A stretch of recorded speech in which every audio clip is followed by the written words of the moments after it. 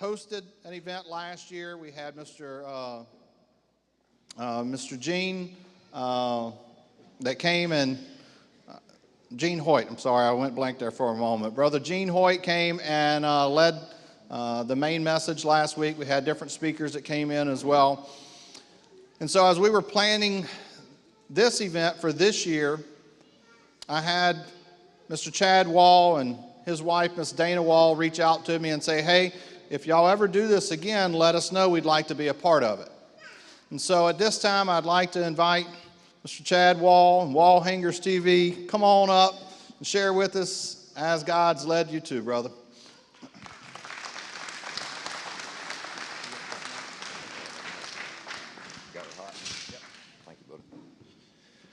All right. Well, my most important question before showing up was making sure that y'all ate before I got up. Because I've been at a lot of these meetings before, and it's not good to speak before you get to eat. So I'm glad we were able to get that out of the way. So first of all, just thank y'all for inviting us up to be a part of this. It's definitely an honor to speak. Anytime you can get in front of fellow hunters and fellowship, it's always an amazing feeling, but at the same time to be able to share in a camaraderie of just the Christians and the atmosphere around hunting in the outdoors, it truly is something special, and it truly is something unique to not only this area, but America.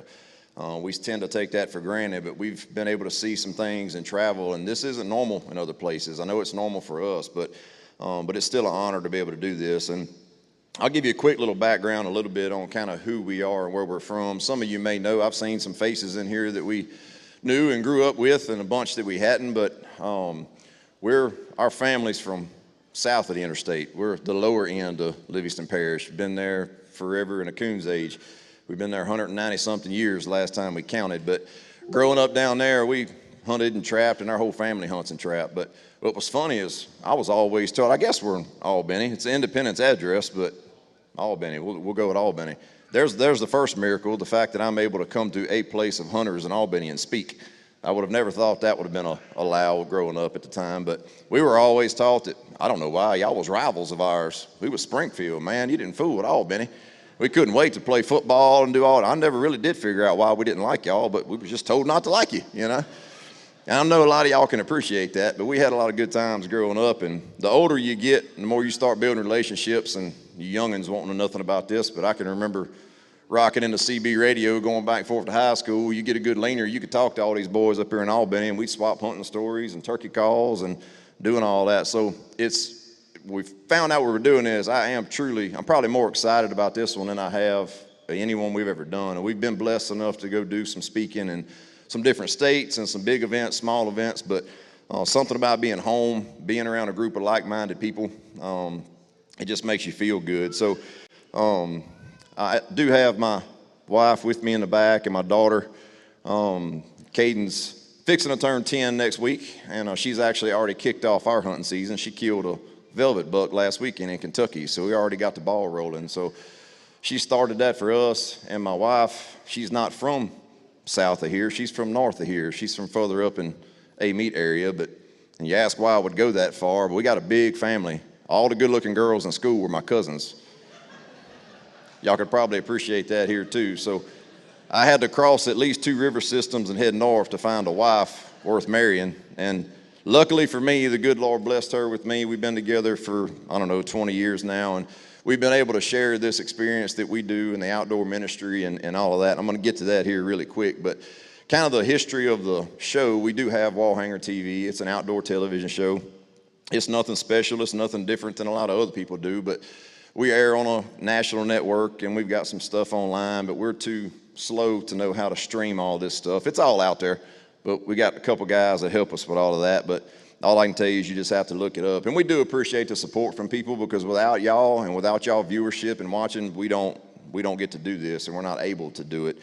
And I'll give you a little bit of history about the show itself, just to kind of show you why I feel like it's important that I'm here even today. Growing up, like I said, our family hunted like a cult, and still does. All the men, all the women, that's all we enjoy doing is hunting. And we fish a little bit, and we work really hard. And we grew up in a family that was commercial fishing and shrimping and farming and doing all that. So we lived the outdoor lifestyle 24/7. But when it come to hunting, it was just something different. And I was lucky enough to be born into a family that my great uncles and my grandpa and all of them were still alive and still kicking, and none of them are here anymore. And I was able to learn from those guys and able to see and experience those hunting camps. And we hunted down south in a swamp a lot. We had a lot of airboats to take them down there, and we dog hunted a lot, learned how to steel hunt later on in life. But I didn't know much about the world. Looking back on it now, we were very sheltered. At the time, I did not realize that. All I knew is that all I wanted to do was hunt and fish. That's all I wanted to do. It drove me 24/7. And the older you get, you're starting to kind of get out on your own and able to hunt a little on your own. And Lord knows, when you first get a set of wheels, I mean, it's on, right? You're hunting everything you can go, and squirrels, whatever. You're doing anything you can. Well, about that same time, we start figuring out that the real world's staring us in the face here in the next couple of years. They're going to kick us out of high school, and then what, you know? And I started, not bother me, but I started having this desire in my heart that I knew there was something out there for us to be able to do to continue to hunt and fish like we always had. And at the same time, the family was going through a little bit of a transition. A lot of the trapping industry was going away. We were losing a lot of the property that we hunted on. And I didn't have a clue what we were going to do or how to do it. Did not know anybody in the outdoor industry. No one. Had no contacts, none whatsoever. And I'm sitting around talking to a guy one day, and he's like, man, why don't you get into outdoor television? I'm like, man, that's the last thing I want to do is be on television. But they do get to hunt a lot. I get to pondering on that. And so we started trying. Well, all I meant by that is we started filming some stuff on our own, running around just the hunts we were already doing, self-filming, kind of putting them out there, making CDs, handing them out. And we started what they call pro staffing for a few different shows. And we had a guy come to our shop, the boat place down there at Gator Tracks, and he was looking for a sponsorship from Gator Tracks for his hunting show. They were out of Texas. And at the time, they were on one of the larger networks and all that. So I knew he was coming, so I made myself a little DVD and a little packet with pictures and all this. And he gets there. He gets done with his thing. We do our little business with the boat shop. And I'm fresh out of school, but I hand him that deal. And I said, man, y'all looking for any pro staffers? And he says, no. And he didn't take it from me. I said, well, look, I made this for you. You can take this. And he grabbed it and looked me in the eyes and said, what do you want out of it? I said, man, I don't want anything out of it. If there's some way I can help you, great. If not, that's fine too. But I made it that for you. You might as well take it. He said, okay. And I told him, I said, look, man, don't feel any pressure. You don't even have to let me know anything. Don't even have to look at it. But I felt a desire in my heart, and I told him, and I remember it to this day. I said, don't ask me why. We a bunch of podunk country folks down here that don't even know hardly how to turn a cell phone on. I said, but I feel like the good Lord has it in our plans to be on this outdoor network and be in this industry. And I feel like he's going to put the people in our path to get us there. And if you're not one of those, that's fine. That's no problem. And we didn't know the guy outside of that. Well, a couple weeks later, his name was Scott Howell, and he calls me. He was doing all the production for this show. And he calls me out of the blue and says, I'm him. I said, you're him what? He said, I'm him. I'm the guy you were talking about. I said, talking about what? He said, you told me that God was going to put people in your path to get you in the outdoor industry. I said, yes, sir. He said, well, I'm him. I said, okay, that sounds great. What now? He said, you ever thought about having your own hunting show? I said, yep, absolutely. That sounds like a great idea. How do we do that? He says, man, I know the ins and outs of the industry because I knew nothing, zero. He said, if y'all are willing to bite the bullet and do this, he said, I'll produce y'all's first year TV show for nothing. It won't cost you a penny. All you've got to do is just commit to do it with me, and we'll lay the plans out. We'll go to the trade shows. We'll try to raise enough money to get it paid for, and hopefully we do. And I said, well, hopefully you better, because there was nowhere to get it. You know, we had to make it earn the money. And we went and borrowed the money that year to buy airplane tickets to fly to Vegas to the SHOT Show, the largest outdoor industry show in the world, and literally hit the ground walking just like the only way I knew how to do things around home was just by hard work and effort and walking around and handing out DVDs and shaking hands, and the Lord opened doors, and he got us in contact with a few of the right people, and we got some people to come on board with us, and lo and behold, year one, we got it off the ground. We've got the bills paid for, and I could tell you 20 different miracles along the way that we should not be doing what we're still doing today. We should not be. We should have been passed up in the dirt a long time ago. And the only way I know how to explain, every time we hit a brick wall, or I was even tired of kind of fooling with it, and we were getting discouraged, there was always another door that opened. And the only way I know how to explain it is the same thing I told that guy 20 years ago, that God has us here for a reason. And I don't know if this whole last 20 years isn't just for tonight. I don't know that. It may be literally just for this one night and this one conversation with one individual in here. I don't know.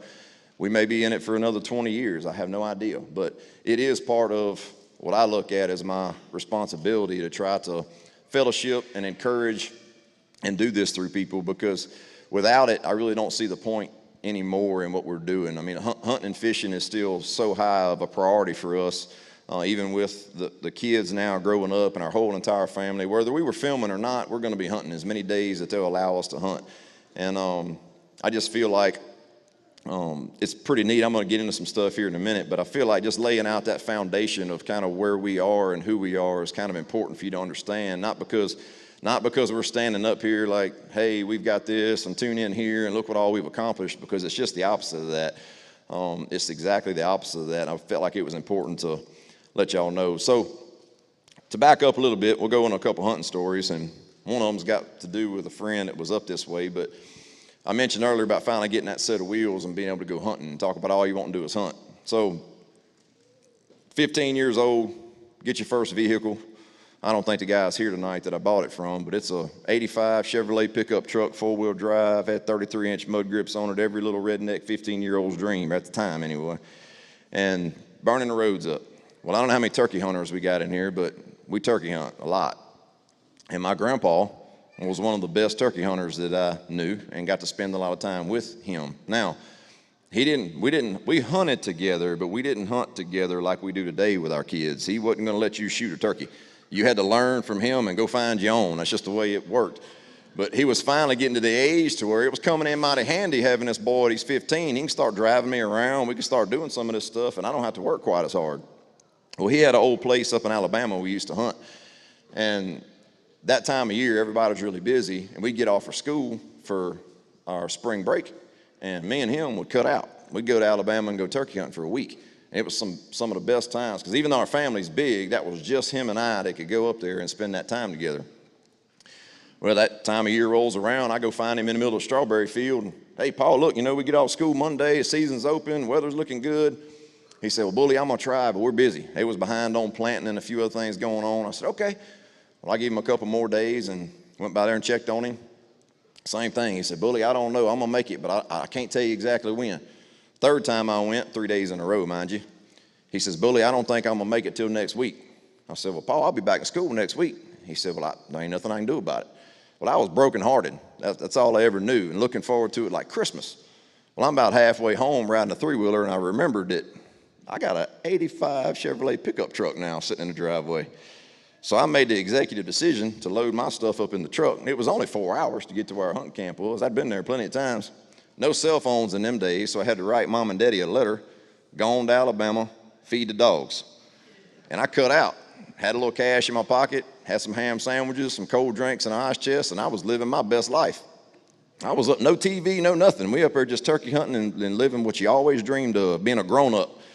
About the third day of the hunt, I come out of the woods, and the old farmer up there, Mr. Arthur, he's standing by my truck, which wasn't that odd. We seen him up there a lot. We'd conversate with him. Pull up there, and he's just kind of laughing. Son, you doing any good this morning? No, sir. We chatting. And he says, well, look, you need to call home. I said, well, Mr. Arthur, is everything okay? I don't think it is for you, he said, but you need to call home. I said, okay. Well, I had to drive all the way to town to get to a payphone. I called home, and Mama lit me up. I didn't realize I was doing wrong, but evidently, I'm not supposed to leave the state at 15 years old to go turkey hunting. And like any good turkey hunter, she gets done telling me the first thing you better do is load your stuff in that truck and get your butt back to Louisiana. On my toes really quick. I said, well, Mama, I'm sorry. I'll be there as soon as I can. But if I leave right now, it's probably going to be dark by the time I get my stuff packed up. I don't really want to drive home in the dark in this truck. Why don't I just wait till tomorrow? I can wait till it gets good and light, and I'll come home tomorrow. Okay, but you better come home. So that gave me one more morning to turkey hunt before I got to go home, because that was the last turkey hunt I made that season. They punished me pretty quick. But that was my idea of getting in trouble. I didn't even know I did anything wrong. That's just all we ever knew was to hunt and fish like that. But I knew I just wanted to do whatever I could to stay in the woods or stay on the water. And some of the places we've been has been incredible that a boy like me, with my means and where I'm from, is not supposed to be able to go experience and see. We've been to 5 different countries hunting. We've been all over this country that we live in. We've been out west in Montana, New Mexico, places that just bucket list places for any individual that hunts to go. And there's always been doors that's been open, and we've been humbled to be allowed to be able to go hunt some of these places. And it's just incredible. And I can tell you, back to figuring out how sheltered we were, there's some fine places up here. I didn't realize, I thought where we lived and grew up was pretty and good hunting, and we still do it. We still chase them every winter. But some of them places up there, man, whew, they pretty. And it's definitely being able to go experience that stuff and truly see God's creation, if you will, and learn how to appreciate some of the different places. And that kind of brings me to kind of one of my points. You know, hunting is all about this hide and seek game and seeking this thrill and seeking the animal. And as I've gotten older, I've kind of realized that we were always taught right growing up and taught to thank God for what he gives us and the abilities that we have and the places we're able to go. But you still take it for granted. You just do. It's just human nature. You're busy. You're going nonstop. The hunt didn't go well, or it was raining, or we didn't see nothing, or we missed one, whatever. And it just tends to take some of the shine off of remembering how blessed you are. And some of these places we've been able to see, when you can connect that to God's creation and the sun come up, you know, when you're in Montana and you're looking over the Missouri River and there's mule deer and pheasants and you can see for miles, and it's just literally just breathtaking. It takes your breath away. We've had a chance to go to Alaska and go on a bear hunt, on a self-guided bear hunt. And we get up there like a bunch of knuckleheads and go out self-guided in Alaska. I don't know what we were thinking, but we were wide open after it. We get up there on a bow hunt, no, mind you, for bears that we've never hunted a day before in our life. Last I checked, there's none in Lizard Creek, Louisiana, so we had no idea how to hunt a bear, but that wasn't going to stop us.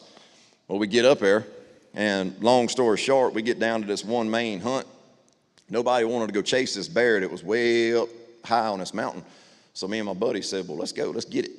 So we got in this little boat and we drove over to the mountain and we started hiking. And we hiked and we hiked. And the higher we went, the steeper it got and the thicker it got. When you're backed up looking at it from a mile away, it really didn't look that bad.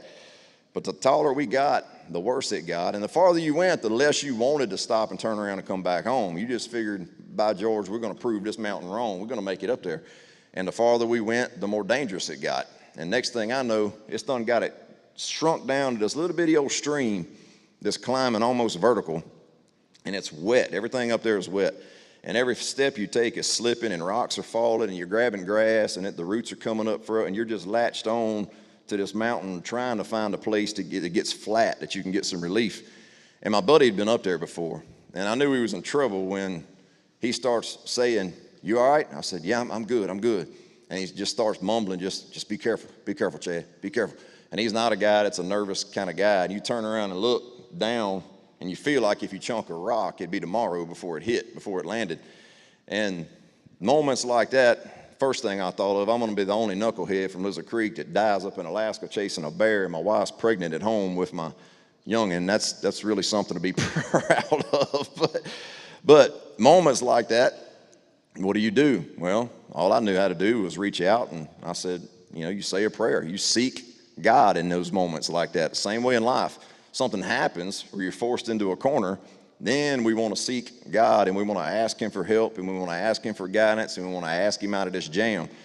And that's what I did. I thought I'd been scared. I hate to use that word, but I thought I'd been scared before in my life, but I found out I was not, because that feeling I had on the side of that mountain was what fear looks like, and it was not good. But it didn't take but a few minutes, and my buddy, they had an old broken down log that he was able to skirt left and get out of this little creek that we were in. And it took hours, but we finally got where it laid back off. And to get out, it took us a half a day because we went the long way around. There was no way to get back down that mountain. But times like that remind me that just like in life, I was in Alaska for 3 or 4 days prior to that, seeing some of the prettiest country you ever want to see in a place that I never thought I'd ever get to see. And sure, in the back of your mind, because you're a Christian, you go, man, this is beautiful. Oh, thank God we get to go hunting today, or thank God we get to kill a bear. But did we truly have a conversation with the good Lord and thank him for where we're at and his creation, the place out there that we're able to take part in? And sadly, I'd say no. You know, now that woke me up. We started doing a lot more after that. And look, some of the swamp down here and stuff is some of the prettiest places you'll see anywhere. But how many times do we truly seek God out there, whether we're Christians or not, to seek God out there and go after making that relationship sweeter and building that relationship with the Creator? And just something really cool to take from that. The same God that created that place in Alaska and all these places we've seen is the same God that created us. Same God that created you as one singular individual. You're the only you there ever was and that there ever will be. We've been on this planet a long time, and who knows how much longer we have, but you're it. You're the only one. And God created you specifically. And he didn't just create you to mumble through this life and hopefully get to kill a few big deer and ride off into the sunset. He did create you for a purpose, to have that relationship with him, to live a fulfilled life, and to use your talents for him. And it's a miracle that I'm even up here speaking. I don't like speaking. I'm not a public speaker. I'm not a preacher. I'm not any of those things. But through Christ and through that responsibility, he allows us to be able to do this. He can do the same thing with you. It may not be speaking to people like this. You don't have to go outside of your comfort zone. A lot of times he'll bring it to you, but you have to be willing, and you have to seek that relationship and seek those opportunities. Because once you truly embrace that, those bad hunts can turn into good hunts. Those experiences with family can turn into memories that you'll never forget, that you can cherish and have sweet. And look, even though our family loves each other, and I was raised in a Christian home, we about killed each other over a deer or a turkey more times than I can count. But even though you're still going to have those times, still being able to keep it in perspective. And for those of you that aren't Christians, that may not make any sense to you whatsoever. It just might sound like another guy blabbing. The Bible actually says that those that are not Christians have basically a shutter. They don't get to see a lot of the things that the Christians do. And I think of no different than if you're a Christian or not, or what your experience is. He is your creator too. He's your creator too, and he's there for you, and he's waiting for you to reach out to him and have that relationship with him. And way back when we were hunting in the swamp, back in the day in Blind River, we had a bunch of land down there we trapped on, and we hunted, and we didn't have CB radios, barely had boats with motors that ran. We were dog hunting a lot of it. And we had squealing horns, and you walked the stand rows in, and we did everything the way they did before people like us came along. And Daddy had pulled me up to a spot that was my stand. He pulled me up, and he let me out on a bank, and there again, they wasn't going to walk you anywhere and set you down. You had to learn how to get it. And he sent me down what we called a pulling, just basically an old run. He said, you go down that pulling into that first cypress break. It's going to be a little while for you to get there. Go on, go now. When you get to that first cypress break, that's your stand. Yes, sir. Going I went. Well, I got to the first cypress break. It was doing pretty good. It took me about 10 minutes to get in there. We set up. They making a hunt. You have no idea what's going on. You got to learn how to listen and pay attention, because they don't call you and tell you the hunt's over, nothing. You got to listen for a squealing horn or a boat or a dog or something.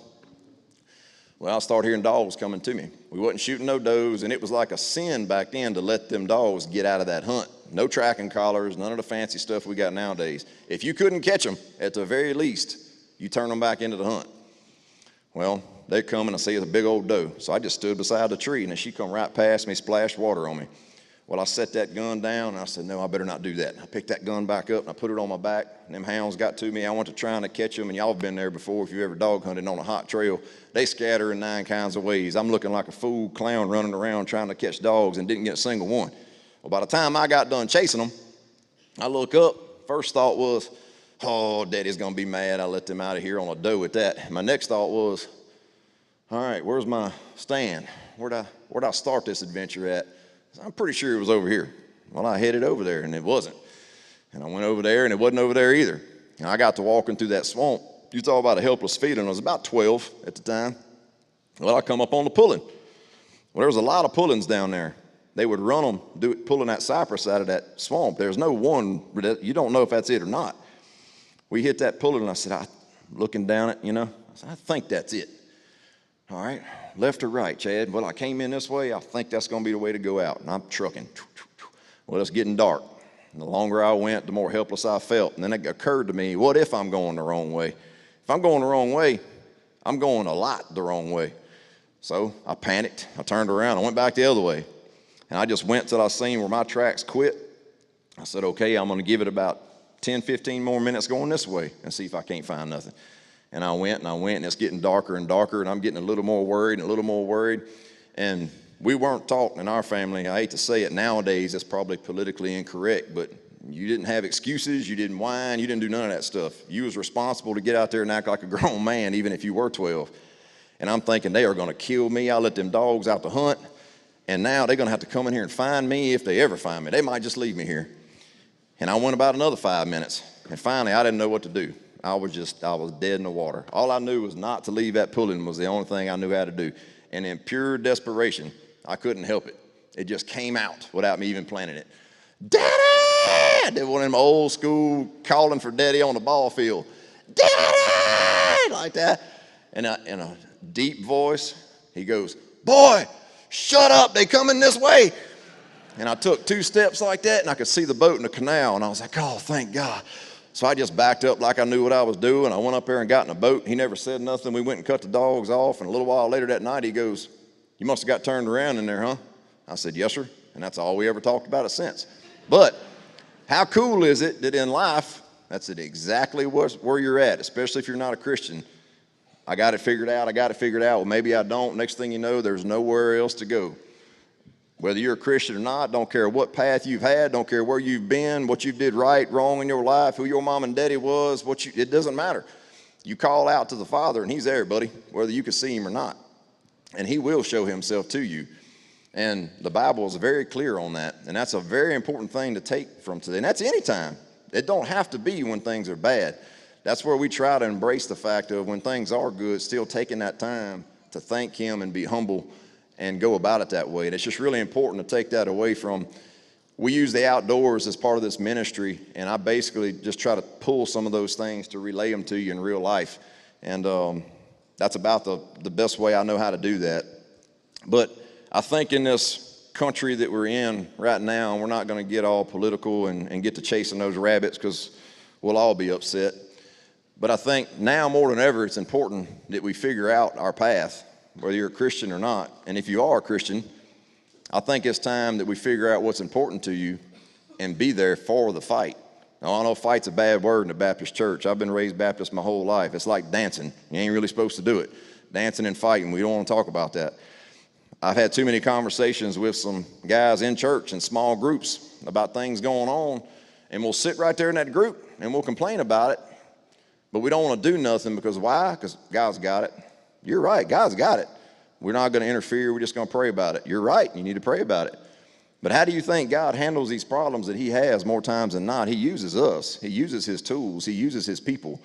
And I think we're cutting him short by standing on the sideline too much, especially now more than ever, and just putting it off on him. Well, I hope he handles that. If not, it's all going to be over with. Look, we can't all fight every battle, but there are some things right there in this community, in our churches, in our schools, in our government, that as Christians, our voice needs to be heard. We've sat on the sidelines a little bit too much, the silent majority, if you will, and let things happen. And I feel like that's just what we let things happen. The devil's out to seek, kill, and destroy any kind of way he will. In our families, in our government, in our schools, in our churches, you name it, if it's important to you, he's coming for it. And I feel like just a little bit of encouragement to go along with that is I feel like it's just time to where it's not okay to just stand on the fence anymore. The world is almost forcing us to pick a side. And by sitting out on some of these issues and not having your voice heard, I feel like that's just as good as sitting on the wrong side. And we need to, in our lives and at work, we need to start fearing God instead of man quite so much.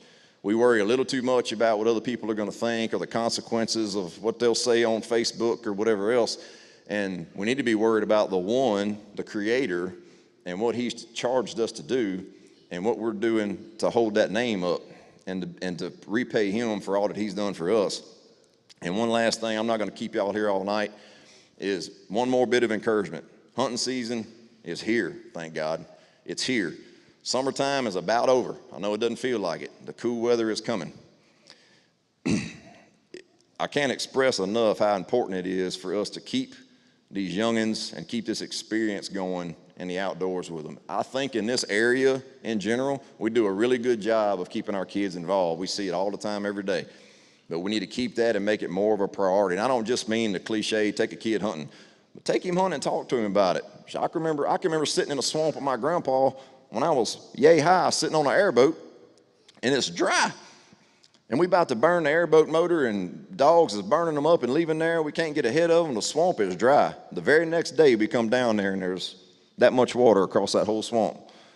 And you know what he did? He was able to stop and sit there and look around, kill the boat, and tell me, he said, son, man can't do this. We're not capable of it. Can't do it.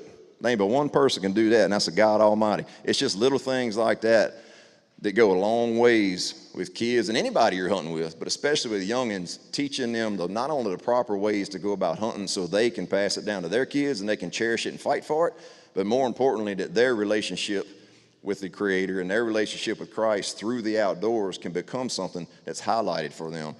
The outdoors has always been a way for, it's my therapy, it's what drives me, it's all these things that I could give you these answers that's very, very important to me. But what's more important than that is your relationship with Jesus Christ. And I think when you can marry those two together, it really leaves you with something that not only can it drive you to be there, but be sustaining. It can actually help you get through these things in life. And it's the difference in happy and joy, if you will. You've probably heard that cliche before, but you kill a buck, you're happy. It's happy, but it's fleeting. Joy is that underlining feeling in your heart that you're happy. Way down in here, that even in a bad day or when bad things happen, look, we've been in a graveyard at my home twice in the past week, digging graves for people to put them in. And it's going to happen to all of us, and one of them was young. The least you can do is get right with the Lord and try to thank Him for what we have and go about this fall and this hunting season. I don't want to say like it is your last, but what's going to hurt to go about it like it's your last? Try to enjoy it like it's your last. Spend times with others like it's your last. Talk about Christ and the hunt, how much it means to you, and spread that around with somebody. There again, you don't have to be outlandish about it. God will provide those opportunities to you. But I'm not standing up here talking down to you about it. I literally am the least of these that's in here, but I'm just sharing what's important to me, and I feel like God laid that on my heart to put that out. But I don't know how much time we had or allotted for, but I'm pretty much wrapping that up. If anybody has any questions with whether your relationship with Jesus Christ or even something with us personally, we'll be here for a while. You feel free to come talk to me personally, or you could ask questions right now. It doesn't bother me a bit, but we'll stay here all night if that's what it takes to answer any questions you have or maybe help you with your relationship with Christ. We've had some ups and downs. I'm blessed to say God saved me when I was pretty young, before I really knew what the world was about, and I'm glad that He did, because once I went out in there, I was able to come back and be a better man for it. But is there anything else y'all need, or we can turn it back over to you? Look, I thank y'all guys for giving me the time to just listen to me.